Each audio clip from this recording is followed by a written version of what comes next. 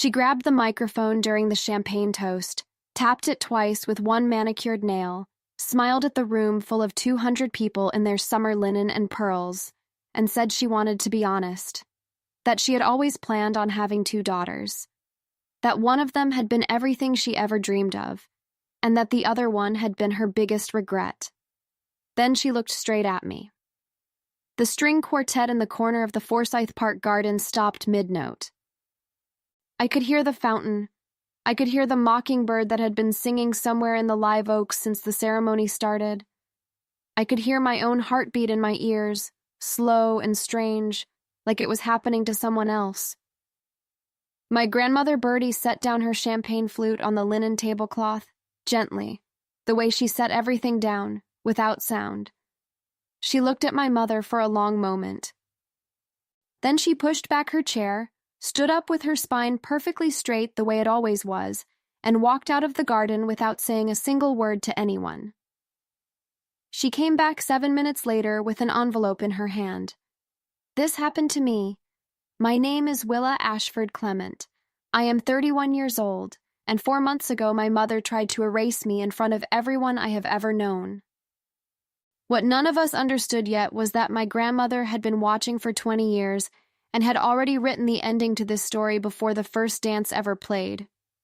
I need to go back to the beginning for this to make any sense at all.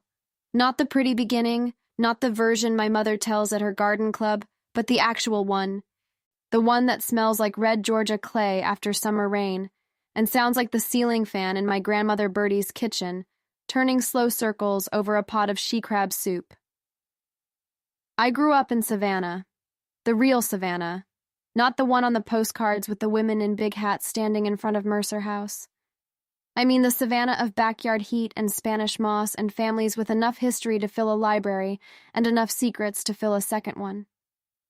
My family had been in Chatham County since before the Civil War, which my mother mentioned at least once at every social gathering, as if longevity were the same thing as virtue.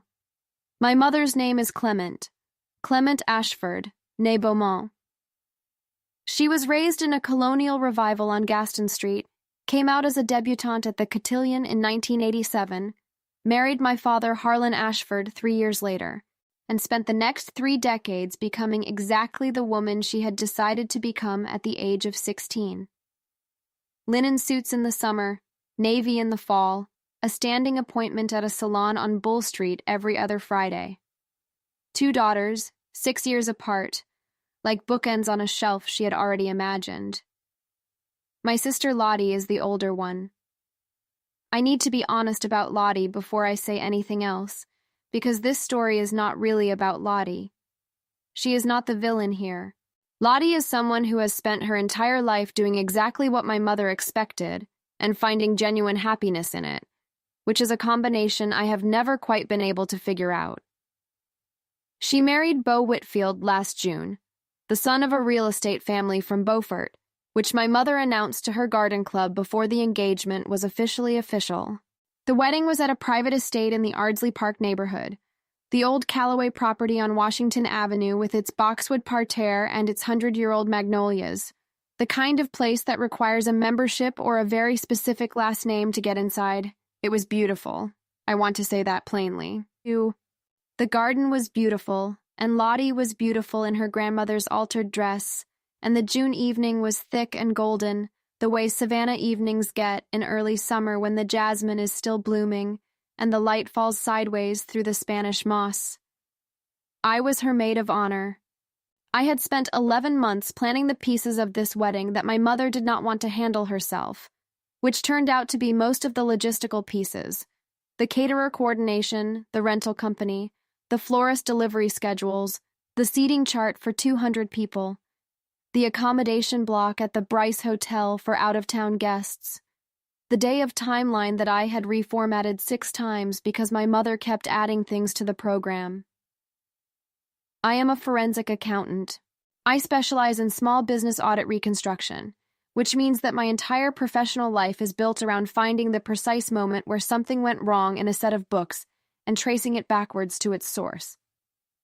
I work for a firm on Drayton Street, 3 blocks from the Cathedral of St. John the Baptist, And my specific specialty is disentangling the finances of family-owned businesses when those businesses are involved in litigation, divorce proceedings, or estate disputes. I am very good at it. I am good at it because I have a tolerance for detail that most people find excessive, and because I was raised in a house where the surface of things and the truth underneath them were rarely the same, and I learned early how to read both. I say all of that because it matters. It matters that I spent my professional life finding buried things. It matters that I was trained to notice what does not add up. It should have made me better at noticing what was happening in my own family. Here is what I knew by the time of the wedding. I knew that my mother loved Lottie in a way that was uncomplicated and physical and immediate, the way you love something that looks exactly like what you imagined. She touched Lottie's hair when she passed her at the table. She called Lottie's name from another room just to hear the answer. She kept a photo of Lottie at about age 7 on her desk at home. That specific age, that specific photo. Lottie in a smocked dress at the Tybee Island beach house squinting into the summer sun. Like that was the image that confirmed everything. There was no equivalent photo of me anywhere in my mother's office. I knew this. I had known it for a long time in the way you know things you are not quite willing to name. There was always a slight off note, a half-second of recalibration when my mother and I were in the same room, like she had to remind herself to perform the standard gestures. The kiss on the cheek, the interest in my work, the approval of my apartment in the Victorian district, 3 blocks off Forsyth Park, which I had renovated myself over 2 years with money I had saved and a contractor I had found through a colleague. She had toured it once, said it was charming, and never mentioned it again. Lottie's apartment, before she married Beau, was described to Garden Club members as inspired. I am not saying any of this with bitterness. I want to be clear about that. I am saying it because these are the facts as I understood them, and I have spent most of my adult life constructing a version of myself that did not require her particular variety of love to function. I had my grandmother. I had my work. I had a small circle of friends who met every other Wednesday at a wine bar on Congress Street and talked about things that mattered. I had an apartment with original heart pine floors and a kitchen garden on the back balcony where I grew rosemary and Genovese basil and 2 varieties of hot pepper. I was not lacking, but I was still her daughter. And some part of me, the part I kept in a very small room in the back of myself, still wanted what daughters are supposed to want from mothers. That is the part that was in the room when she picked up the microphone. Before I get to what happened next, I want to ask something.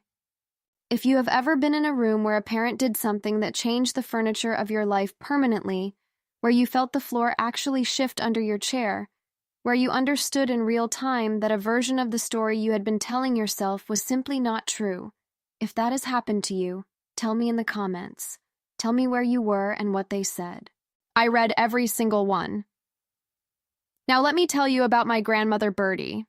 Her full name is Bernadette Louise Beaumont Clement, but she has been Bertie since 1942 when her older brother called her that because she was small and loud and would not stay still, and the name fit so perfectly that the given one was quietly retired. She is 83 years old. She grew up on a pecan farm south of Statesboro, moved to Savannah when she married my grandfather Howard at 19, and spent the subsequent 64 years becoming the kind of woman that other women in that city referred to by last name only, with a specific tone, like a weather report. When someone in Savannah says Bertie Clement is coming, people straighten slightly without being aware they are doing it.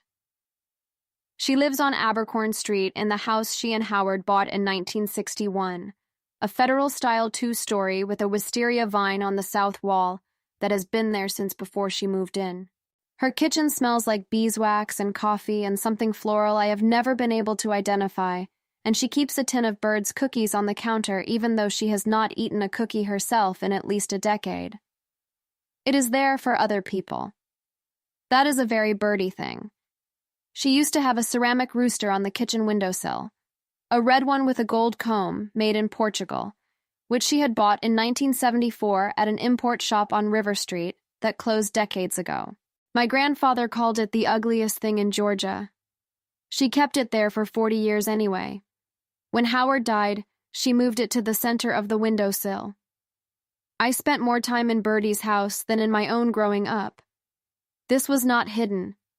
My mother tolerated it the way she tolerated several other facts about me that did not quite fit her mental image, with a compressed smile and a willingness not to look directly at it. Bertie and I would sit in her kitchen on Saturday mornings while she made biscuits the way her own mother had taught her, with a wooden bowl she had used since 1965 and lard from the butcher on Waters Avenue, and we would talk. Not about anything in particular, about the pecan harvest, about what she was reading, about the gossip from her church at Trinity United Methodist 2 blocks east, about what I was doing in school or later in work. She asked follow-up questions. She remembered things I had said 3 months earlier. She called me Willabird, just mine, not anyone else's. My mother called Lottie Sweetheart. She called me Willa. There is a whole world in a nickname, or the absence of one.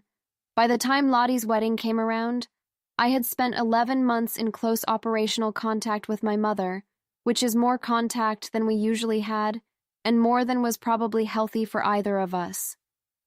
She had very specific opinions about everything: the invitation font, the rehearsal dinner location, the color of the bridesmaids' sashes, the flavor of the groom's cake, the order in which people would be walked down the aisle.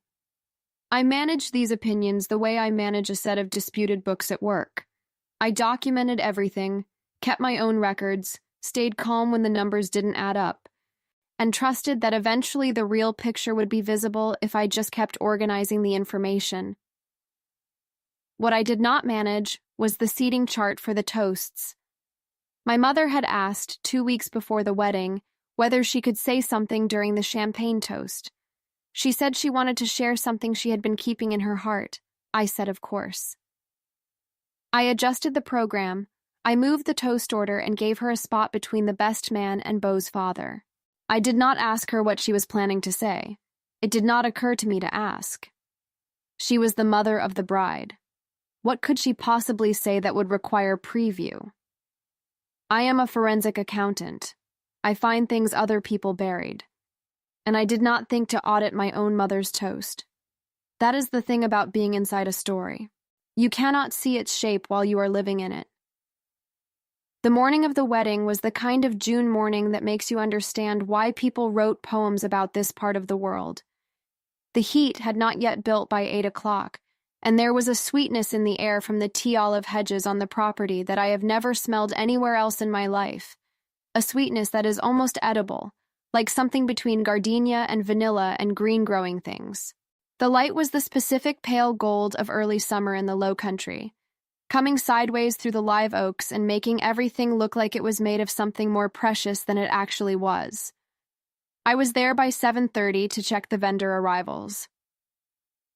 The florist came first, a team of 3 with a truck full of white ranunculus and eucalyptus, and small white garden roses that Lottie had chosen specifically because they were the same roses Bertie had in her bridal bouquet in 1961.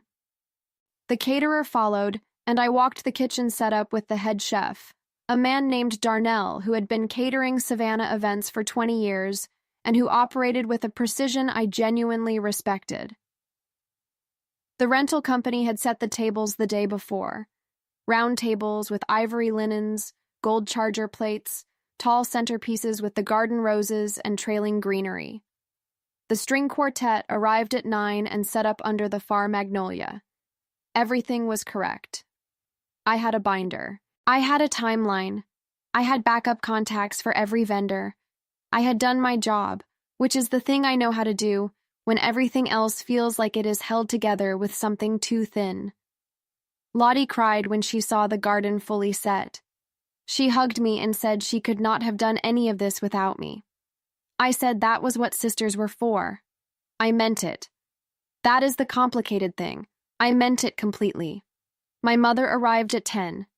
She was wearing a champagne silk shantung suit she had bought specifically for this day at a shop on Broughton Street, and she looked, I will say it plainly, exceptional. She has always known how to dress. She surveyed the garden the way she surveyed most things, with the eye of someone checking whether the execution matched the vision she had held, and when she nodded, very slightly, I understood that was approval. She did not say anything directly to me about the setup. She walked past the centerpieces and said to Lottie that the flowers were perfect. She spoke to the caterer's manager about the soup course. She found Beau's mother, and the two of them stood near the wisteria arbor and talked for 20 minutes while I rechecked the seating chart. I noticed these things. I cataloged them, the way I always did, the way I have always done, and I filed them in the back room of myself where I kept everything that did not fit the story I wanted to be telling about my family. Bertie arrived at 11 with my cousin Harlan, who drove her to events since she had stopped driving 3 years ago after her cataract surgery.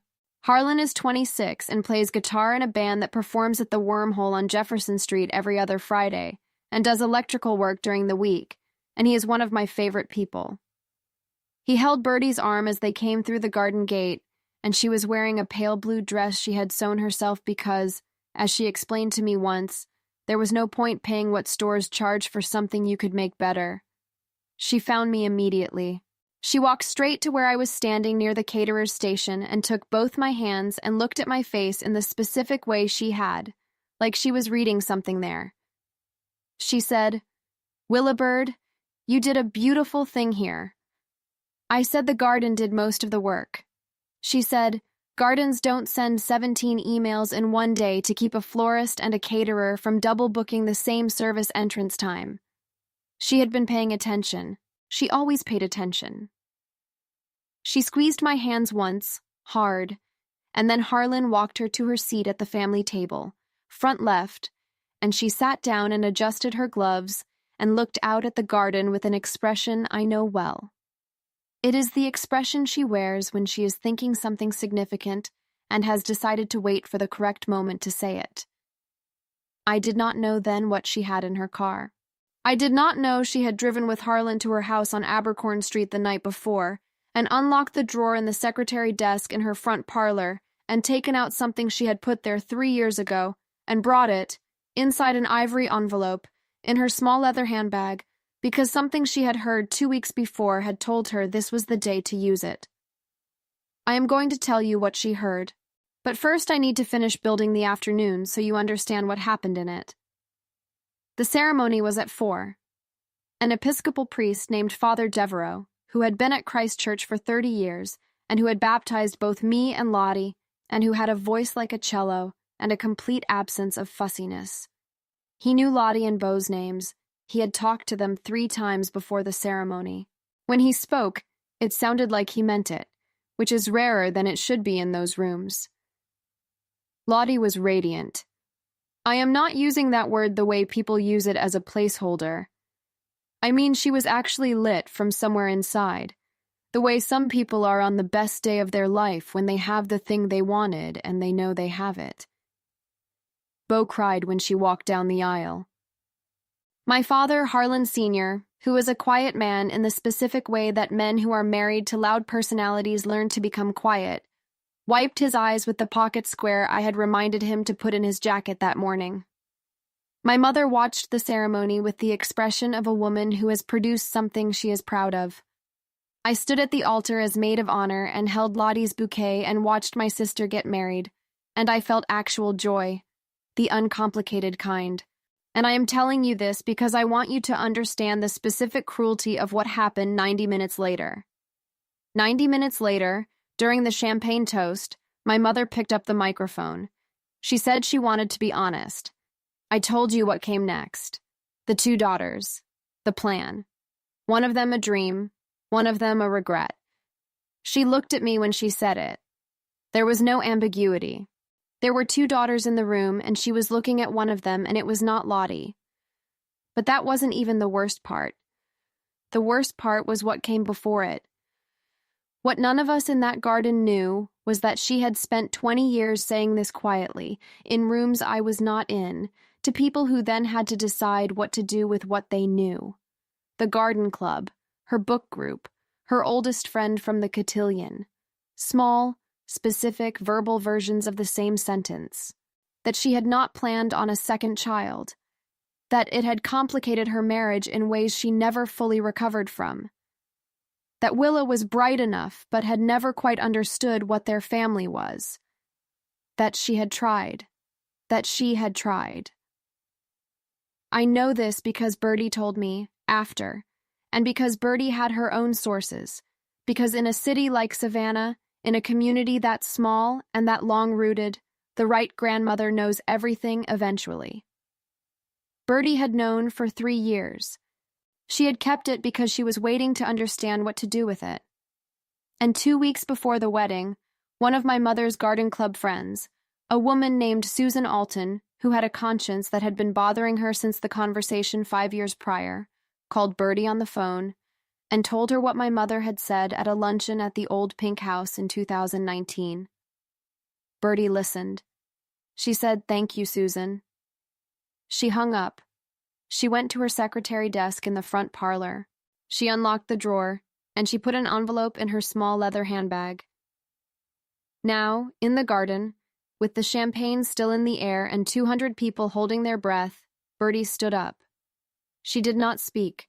She did not look at my mother. She walked through the tables with her spine straight and her chin level, and she went through the gate in the garden wall and she disappeared. My mother's toast continued. She recovered in about 4 seconds, professional smile, pivot to Lottie's virtues, champagne raised. The room unfroze slowly, the way rooms do when something shocking happens and no one is sure what the social response should be.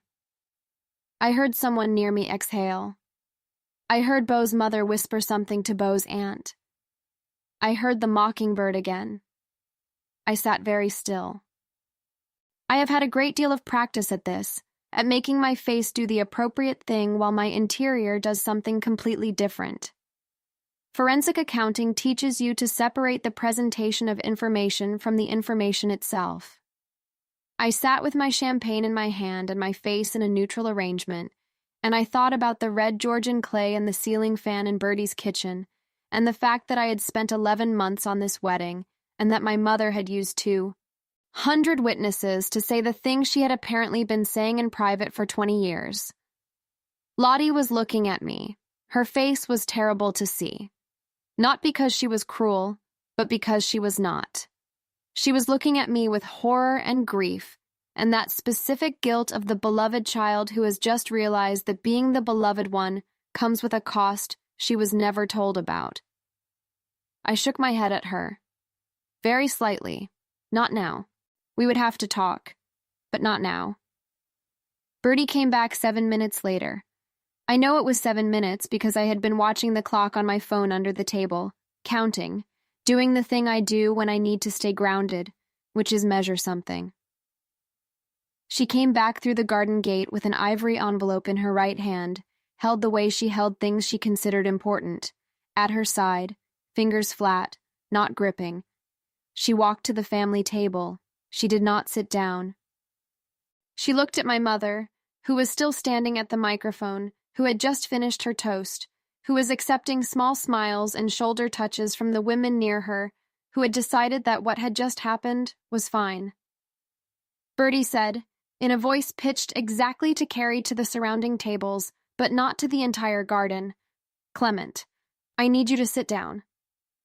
My mother blinked. She said, "Mother, I'm in the middle of..." Bertie said, "Sit down." My mother sat down. The garden had gone quiet in a radius around the family table. I could see people at the outer tables still talking, still laughing, unaware. But the inner circle, the family, the oldest friends, the people who knew, they were watching. Bertie set the envelope on the table in front of my mother. She did not open it. She did not explain it. She said, "I have been carrying that for 3 years, waiting to know when to use it. I believe I know now." She looked at my mother for a long moment. Then she walked around the table and sat down next to me and picked up her champagne glass. She said quietly into my ear, "Are you all right?" I said I was fine. She said, "No, you're not." "That's all right. You will be." And then she patted my hand once and picked up her fork like the most important thing on the table was the soup course, which was arriving exactly on Darnell's schedule, because I had built a very good timeline and it was holding. Before I tell you what was in that envelope, I want to ask where you are watching this from. Drop your city in the comments. I'm serious. I'll be reading them tonight. And there is something about knowing that this story is landing somewhere real. In real kitchens and real cars and real living rooms where real people are. That makes this easier to tell. Here is what was in the envelope. A letter.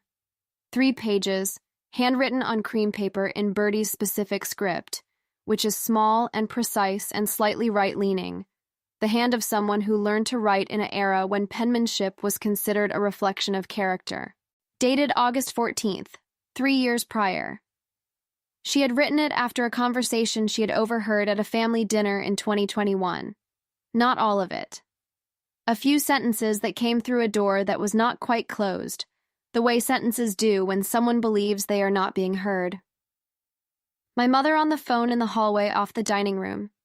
Something about how she had always known there were 2 different categories, how some people are meant for certain things and some are not, how she had done her best with what she had been given, but some things simply did not take. Bertie had heard enough. She had not said anything at the time. She had sat back down at the table and finished her supper and asked my cousin Harlan about his band and eaten her dessert, which was a slice of her own chess pie that she had brought because she did not fully trust other people's. And she had gone home that night and sat in her front parlor and written 3 pages in her small, precise script about what she had observed over the course of 31 years. The letter was addressed to me. It said Willibird on the envelope in her hand. But she had not given it to me. She had put it in a drawer and locked it and carried the key on her keychain between the house key and the car key, and she had waited. Because Bertie, like me, like every woman in our family who survived by reading the room instead of reacting to it, understood that the correct moment was not always the first moment.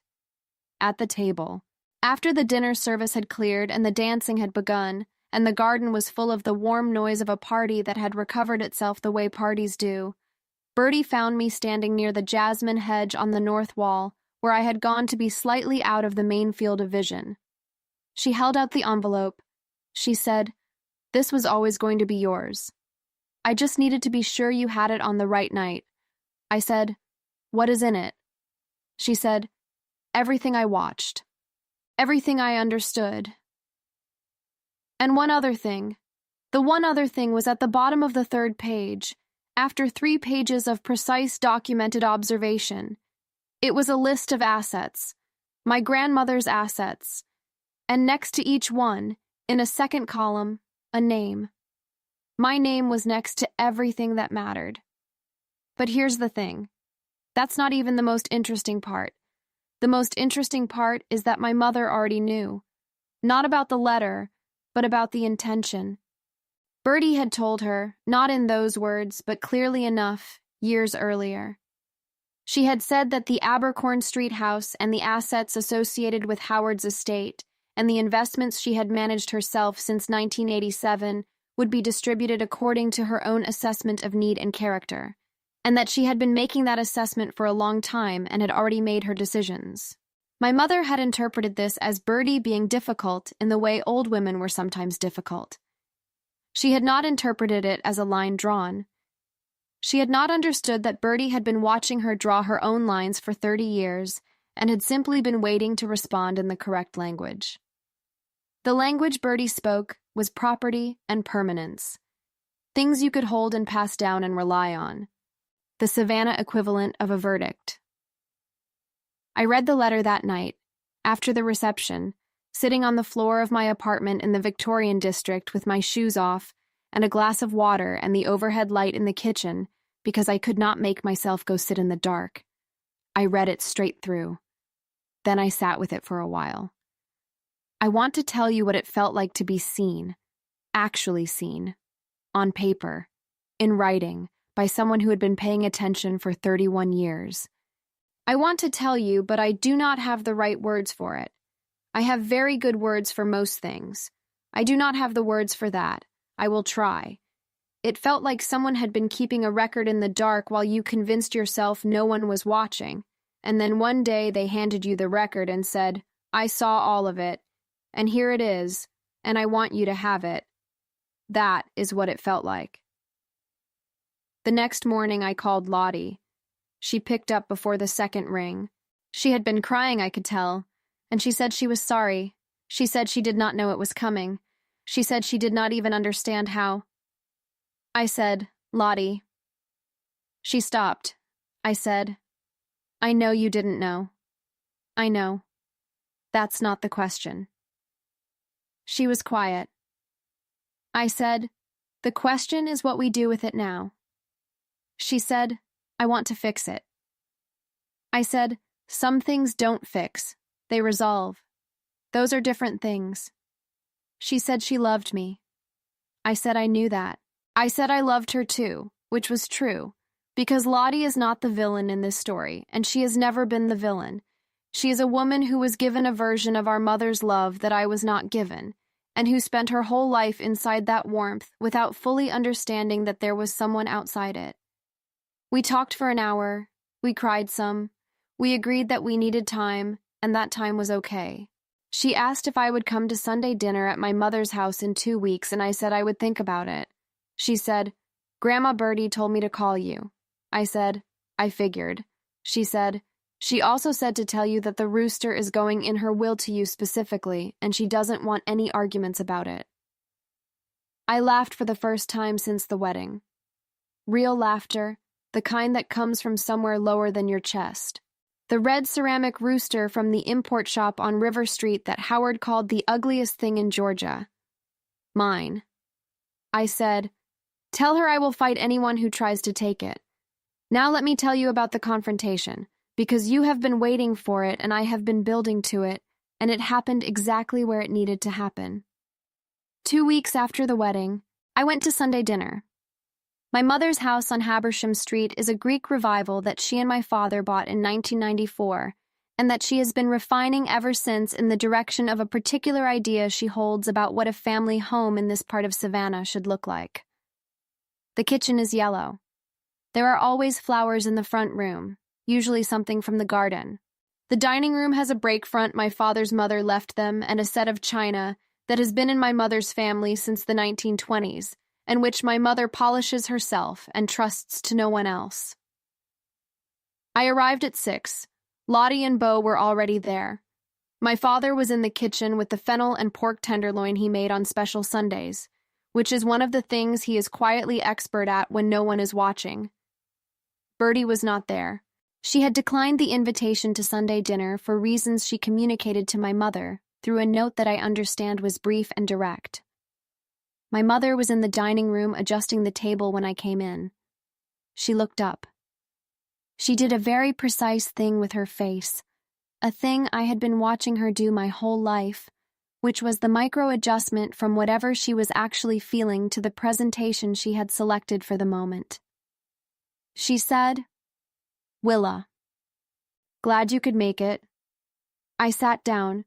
We ate the first course, which was a cold cucumber soup that Lottie had made, which was excellent, and we talked about Lottie and Beau's honeymoon in Portugal, which had also been excellent, and about my father's tomato plants in the back garden, which were coming in ahead of schedule, and about a piece of news from the neighborhood that did not involve anyone present. My mother talked the most. She usually did. She had a skill for filling a room with words in a way that left little space for anything inconvenient to enter.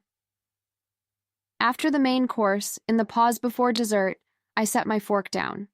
I said, I want to talk about the toast. The table went very quiet. My father looked at his plate.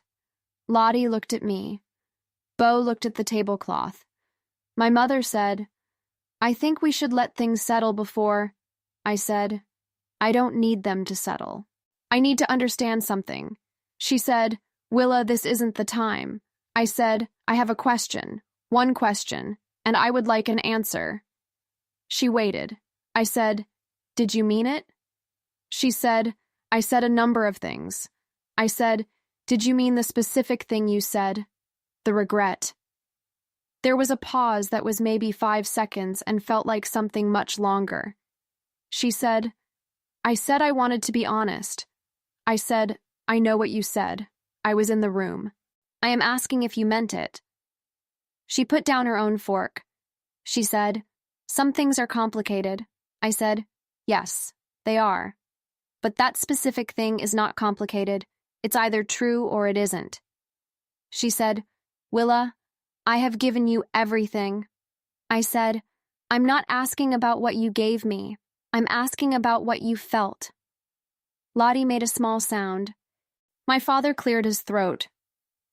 My mother looked at me for a long moment, and I watched her do it. The calculation, the assessment of the room, the evaluation of what would cost the least. And then she said, I may have phrased it poorly. I said, phrasing is my job. I know the difference between a poorly phrased thing and a clearly stated one. You stated it clearly in a room of 200 people, and you looked at me when you said it. I need you to acknowledge that. She said, I don't see what acknowledging it accomplishes. I said, it accomplishes honesty, which is what you said you wanted at the beginning of the toast. The table was absolutely silent. I could hear the ceiling fan. I could hear a car passing on Habersham Street outside. I could smell the tenderloin and the beeswax my mother used on the brake front and underneath it.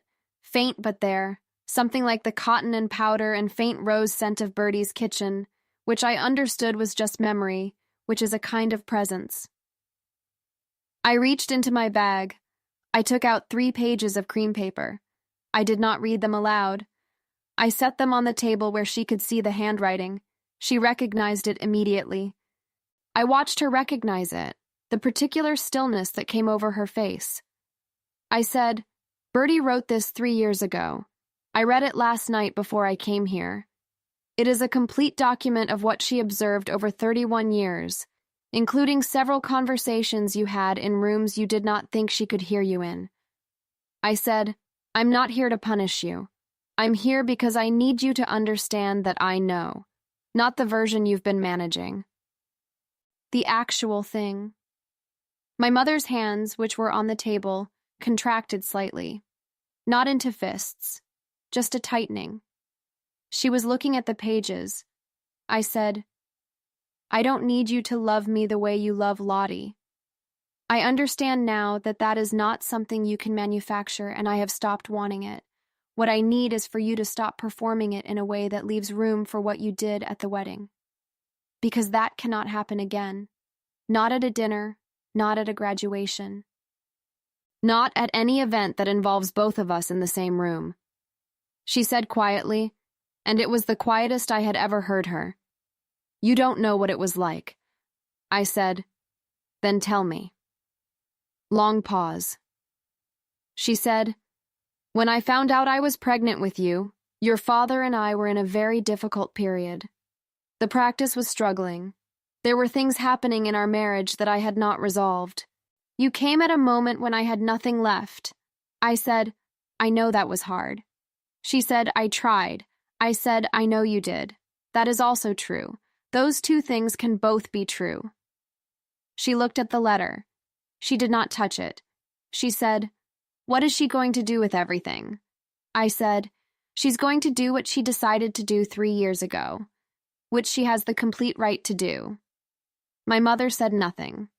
I said, I'm going to keep coming to Sunday dinners if I'm invited. I'm going to keep being Lottie's sister. I'm going to keep being your daughter, which I will be regardless of what you feel about it, because that is the nature of the relationship. But I am not going to pretend anymore that the distance between us is something I caused. Because I was a child when it started, and I did not cause it. That was the whole thing. I picked up the pages. I put them back in my bag. I sat there for the rest of the dinner, which continued somewhat mechanically, but continued, which is what Sunday dinners in Savannah families do. They continue, because the alternative is acknowledging that you have nowhere else to be. My father made the dessert, which was a bourbon peach tart he had learned from Bertie years ago using the peaches from her tree in the back garden on Abercorn Street. He brought it out on the blue ceramic serving dish they had always used for it, and he cut pieces for everyone. And when he handed me mine, he put his hand briefly on my shoulder. He did not say anything. He did not need to. Let me tell you what happened to each of them. Not as punishment, because I did not engineer any of what followed. I just described the shape of the truth and let it sit there. My mother. She did not apologize at the table, and she has not apologized in those exact words since. But something changed. I do not know how to describe it, other than to say the performance stopped. She does not perform warmth at me anymore, which is an odd improvement, but it is one. What happens instead is occasional real contact, tentative and small and imperfect. A phone call about something she actually wanted to tell me. A question about my work that had genuine interest underneath it. I do not know where it goes. I am not managing it. I am letting it be what it is. What I know is that the Garden Club knows now, not because I told them, because in a city that old and that small, once the story exists, it finds its way. Several women who have known my mother for 30 years apparently had a version of that conversation with her that was less gentle than mine. I do not know exactly what was said. I know that she resigned from the programming committee of the Savannah Historic Foundation in October, which she had been on for 11 years, and that it was described as a personal decision, and that no one in the family brought it up directly. My father. He came to my apartment in the Victorian district 3 weeks after the dinner. He brought a bag of the first tomatoes from his garden and a bottle of wine he had been keeping. He sat in my kitchen and we talked for 3 hours about things we had never talked about, including what his marriage had been and what he had been present for, and what he had not intervened in and why, which was a hard conversation and an honest one. I learned things about my parents' story that I had not known. I am still processing them. He is not a perfect man. He is a man who learned to reduce his presence in order to survive a large personality, and that reduction had costs for me that I understand better now. We are talking. That is where we are. Lottie. She has been extraordinary. That is the word. She has done the thing that is actually very hard, which is to look honestly at a privilege she benefited from without having asked for it, and to sit in the discomfort of that without trying to resolve it too quickly or make it about her feelings. She calls. She asks real questions. She comes to my apartment and we cook and talk, and it is the closest we have been since we were young. She told me last month that the wedding had broken something open that she thinks needed to be broken open, which is the most honest thing she has ever said to me, and I told her I thought so too. Beau has no idea what to do with any of this, and he handles it by being consistently kind to me and by not pretending, which I respect. Birdie. She came to my apartment for dinner 6 weeks after the wedding. I cooked the she-crab soup from the recipe she taught me years ago, the one with the real crab roe and the sherry and the cream, and I made her biscuits from the recipe I had memorized by watching her, with the wooden bowl I had bought specifically because mine was close to the right age and weight. We ate in the kitchen. She told me about a book she was reading, A History of the South Carolina Low-Country Rice Economy, which she had opinions about. I told her about a case I had just finished, a construction company in Garden City whose books had been hollowed out so methodically it was almost elegant. She said it sounded like a certain kind of marriage. We laughed. I refilled her wine. At the end of the evening, before Harlan came to pick her up, she looked around my kitchen. She said, "You built a good life here, Willibird." I said, "I had good material to work with." She said, "The rooster is in the will." I told the lawyer specifically that there are to be no arguments. I said, "I'll fight anyone who argues." She smiled. She put on her gloves. She said, "I know you will. That's why I'm giving it to you." Here is what I know now. 4 months after a June evening in a garden on Washington Avenue, where the jasmine was blooming, and the light was the specific gold of Savannah in early summer. I know that some people carry a version of you in their minds that is not you, and they have been carrying it for so long they have forgotten they made it up. That is not something you can fix from the outside. You can only decide whether to keep adjusting yourself to fit the container they built for you. I know that witnesses matter, that the women and men who watch quietly and say nothing in the moment and write things down in the dark are sometimes the ones who save you, not with rescue, but with record, with the evidence of being seen. I know that belonging is not the same as being loved, and being loved is not the same as being known, and being known is rarer than either of those other things. And when you find it, you hold on to it, in whatever form it comes. A grandmother with a ceramic rooster and a locked drawer, a sister who answers before the second ring, a father who shows up with tomatoes and honesty, a case file that proves the truth was always in the numbers. I know that Savannah in October, when the heat finally breaks and the sky goes that particular deep blue, and the oaks go quiet, and the azaleas are already budding for spring, when you can walk through Forsyth Park in the early morning and smell the damp earth and the last of the fall flowers and hear the fountain and the birds in the trees and feel the city be exactly what it has always been, permanent and layered and full of things that have survived longer than any individual story. I know that on those mornings I walk to work 3 blocks from where Bertie and I sat in her kitchen for 30 years, and I feel something I can only describe as correct. Like being in the right place, in the right body, in the right life. My mother and I had coffee last week, at a place on Broughton Street she likes, with good pastry and too much noise. She arrived 5 minutes before me, which she never does, and she had a croissant waiting on the plate on my side of the table. She said she thought I might be hungry after the commute. It was a croissant. It was not an apology, and it was not a repair, and it was not the thing I would have written if I had been writing the story from the outside. But it was real. She had thought of something I might need, and she had gotten it, and she had put it there before I arrived. I sat down.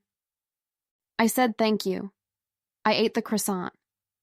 We talked for an hour about small things and 1 or 2 medium things and nothing large, and at the end she said she had been thinking. And she stopped. She did not finish the sentence. She looked at her coffee cup. I said, I know. She looked up. I said, I know you have. It's okay. She did not cry. Neither did I. But something crossed her face, brief and real, the shadow of a woman who has been carrying something for 30 years and is beginning to wonder if she could set it down. I am not telling you this because the story ends in reconciliation. I do not know how it ends. It has not ended. I am telling you this because this is what actually happened, which is that the truth sat in the room long enough that even the person who had been avoiding it had to eventually sit down next to it. If this story is landing somewhere near you, if you recognize something in it, the croissant or the letter or the ceramic rooster or the person who kept the record in the dark, then subscribe. Not because I'm asking for numbers, because you deserve a place where the complicated true thing gets said out loud, and nobody tidies it into something easier than it was. The red ceramic rooster is on the windowsill of my kitchen now. Temporary loan, Bertie's orders, while the will is still a future document and not a present one. She sent it with Harlan 2 weeks ago with a note that said, consider it a preview. Keep it out of boxes. It is ugly.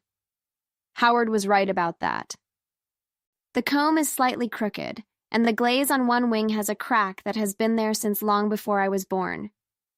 It is the exact kind of ugly that is also irreplaceable, the kind that only accrues with time and specificity, and the particular love of someone who kept a thing not because it was beautiful, but because it was theirs, and they had chosen it. My grandfather called it the ugliest thing in Georgia. My grandmother kept it in the center of the windowsill for 40 years.